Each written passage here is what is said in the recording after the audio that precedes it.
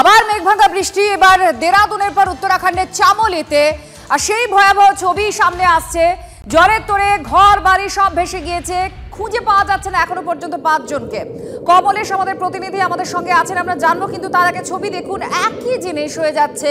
গোটা উত্তর ভারত জুড়ে এক বিভৎস পরিস্থিতি তৈরি হয়ে রয়েছে যেন মনে হচ্ছে। আমাদের সঙ্গে কমলেশ এই বিষয় নিয়ে আরো জানাবেন। কমলেশ, প্রথমত এই মেঘভাঙা বৃষ্টিতে কি হয়েছে, ক্ষয়ক্ষতি কি জানা যাচ্ছে এখনো পর্যন্ত? দেখো, আগের দিন আমরা দেরাদুনে দেখলাম, আজকে চামোলিতে, উত্তরাখণ্ডে চামোলিতে আবার এই একই পরিস্থিতি। প্রবল বৃষ্টি হয়েছে উপরের থেকে এবং সেই জল হু করে নেমে আসছে। বেসিক্যালি নদীগুলোতে হরপা বান নামছে এবং এই হরপা বান যখন নামছে নদীতে, সে অত জায়গা নেই যে এই বিপুল পরিমাণ জলকে জায়গা দেওয়ার ফলে নদীর পার্শ্বস্থ যে বাড়িগুলো যেগুলো দেখা যাচ্ছে সেই বাড়িগুলো প্রায় ভেসে যাওয়ার জোগাড় এবং অনেক জায়গাতেই অনেক বাড়ি ঘর ভেসে গিয়েছে। প্রাথমিকভাবে জেলা শাসক যেটা জানিয়েছেন, 7 জন নিখোঁজ ছিলেন।